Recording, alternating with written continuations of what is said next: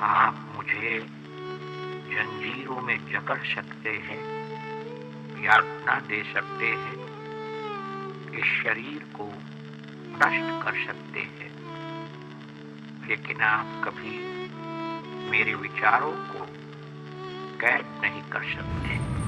ಗೆಳೆಯರೇ, ಜನವರಿ 30, 1948ರಂದು ಮಹಾತ್ಮ ಗಾಂಧಿಯವರು ಹುತಾತ್ಮರಾದ ಸಂದರ್ಭದಲ್ಲಿ ಜವಾಹರ್ಲಾಲ್ ನೆಹರು ಮಾಡಿದ್ದ ಭಾಷಣವನ್ನು ಕೇಳೋಣ ಬನ್ನಿ. ಅವರು ದೇಶವಾಸಿಗಳಿಗೆ ಒಂದು ಎಚ್ಚರಿಕೆಯನ್ನು ಕೊಟ್ಟಿದ್ದರು.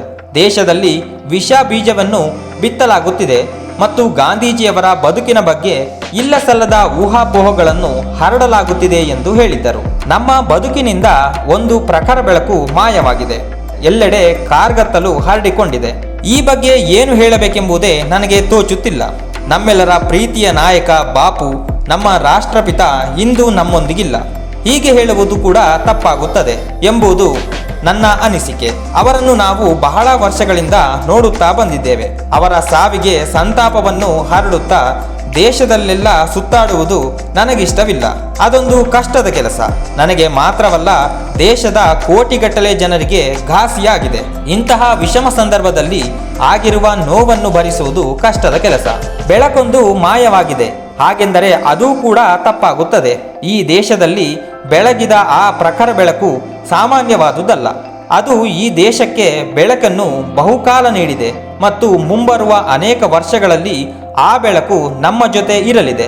ಸಾವಿರಾರು ವರ್ಷಗಳ ನಂತರವೂ ಇಂತಹದ್ದೊಂದು ಬೆಳಕಿನ ಬಗ್ಗೆ ಜನ ಮಾತನಾಡಿಕೊಳ್ಳುತ್ತಾರೆ ಎಂಬುದು ನಾನು ಖಚಿತವಾಗಿ ಹೇಳಬಲ್ಲೆ.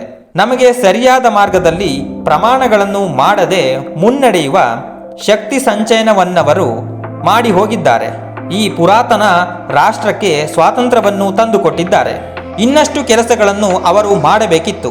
ಆದರೆ ಈ ನಡುವೆ ಅವರು ಹುತಾತ್ಮರಾಗಿದ್ದಾರೆ. ಅವರು ತಮ್ಮ ಕಾರ್ಯಗಳನ್ನು ಪೂರ್ಣಗೊಳಿಸಿದ್ದಾರೆ, ಅಥವಾ ಅವರ ಅಗತ್ಯ ಇನ್ನಿಲ್ಲ ಎಂದು ನಾವೆಂದೂ ಭಾವಿಸಿರಲಿಲ್ಲ. ನಾವೀಗ ಅನೇಕ ಸಂದಿಗ್ಧ ಸನ್ನಿವೇಶಗಳನ್ನು ಎದುರಿಸಬೇಕಾದ ಕಾಲಘಟ್ಟದಲ್ಲಿ ಅವರಿಲ್ಲ ಎಂಬುದು ತಾಳಲಾರದ ನೋವು. ಅದನ್ನು ಸಹಿಸಲಾಗುತ್ತಿಲ್ಲ. ಅವರ ಬದುಕಿಗೆ ಹುಚ್ಚನೊಬ್ಬ ಕುತ್ತು ತಂದಿಟ್ಟ. ಅಂತ ಕುಕೃತ್ಯ ಮಾಡಿದವನನ್ನು ಹುಚ್ಚನೆಂದು ಕರೆಯುವುದಕ್ಕಿಂತ ಇನ್ನೇನು ಹೇಳಲು ಸಾಧ್ಯ? ಅಂತಹ ವಿಷ ಬೀಜಗಳು ದೇಶದಾದ್ಯಂತ ಹರಡಿವೆ. ಕಳೆದ ಕೆಲವು ವರ್ಷಗಳಿಂದಲೂ ಜನರ ಮನಸ್ಸನ್ನು ಕದಡುವ ಹುನ್ನಾರ ನಡೆಯುತ್ತಲೇ ಇದೆ. ಈ ವಿಷಜಂತುಗಳನ್ನು ನಾವು ಎದುರಿಸಲೇಬೇಕಿದೆ ಮತ್ತು ಅವುಗಳನ್ನು ಬೇರು ಸಹಿತ ಕಿತ್ತು ಹಾಕಬೇಕಿದೆ. ಇಂತಹ ವಿಷಮ ಸಂದರ್ಭದಲ್ಲೂ ನಾವ್ಯಾರೂ ಕೆಟ್ಟ ರೀತಿಯಲ್ಲಿ ವರ್ತಿಸಿಲ್ಲ. ನಾವು ದೃಢ ಮನಸ್ಕರಾಗಿ ಎಲ್ಲವನ್ನೂ ಎದುರಿಸಬೇಕಾಗಿದೆ. ನಮ್ಮ ಗುರುಗಳು ಮತ್ತು ಮಹಾನ್ ನಾಯಕರು ಹಾಕಿಕೊಟ್ಟ ದಾರಿಯಲ್ಲಿ ಸಾಗಿ ಎಲ್ಲ ಕುಟಿಲ ಚಿಂತನೆಗಳನ್ನು ದೃಢತೆಯೊಂದಿಗೆ ದಮನ ಮಾಡಬೇಕಿದೆ. ದಿವ್ಯಾತ್ಮಕ್ಕೆ ನೋವು ಕೊಡುವುದು ನಮಗಿಷ್ಟವಿಲ್ಲ. ಹಾಗಾಗಿ ನಾವು ಅಶಾಂತಿಯ ವಾತಾವರಣ ನಿರ್ಮಿಸಲು ಬಯಸುವುದಿಲ್ಲ.